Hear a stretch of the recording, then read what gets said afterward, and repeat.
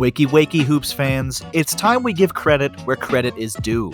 The unsung hero of Baylor's potential championship run, Macio Teague, has been clinically underappreciated, and it's time that everyone wipes the crust off of their eyes, gets a big cup of Baylor brand coffee, and sips the sweet whispers of the perennial workhorse that Macio has undoubtedly been throughout this entire tournament.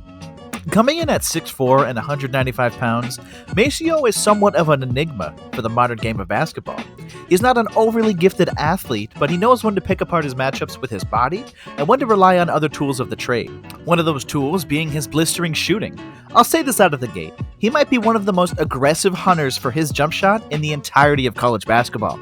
And much like his role models, CJ McCollum, Damian Lillard, Wardell the Three King himself, it's for good reason. He's currently nailing on a career 40% of his triples while splashing almost 6 a game.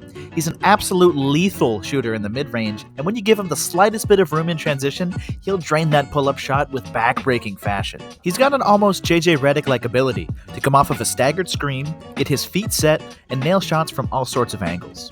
His footwork is increasingly impressive when you consider how few guys can catch, relocate into space without compromising their accuracy. When locked in against his defender, he's a capable isolation scorer. He's got a deep bag, and he's not shy about creating his jumper off the dribble. On the other side of the ball, he puts more than enough effort in to slide with penetrators, and he doesn't sit around and ball watch.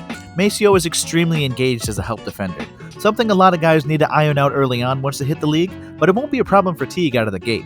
For NBA teams, I would view Teague as a potential scoring punch that doesn't need the ball in his hands to absolutely shit on teams with his shooting.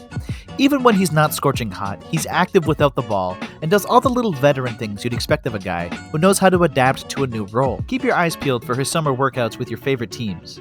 And from everyone at the SwishWire podcast, we wish you the best of luck.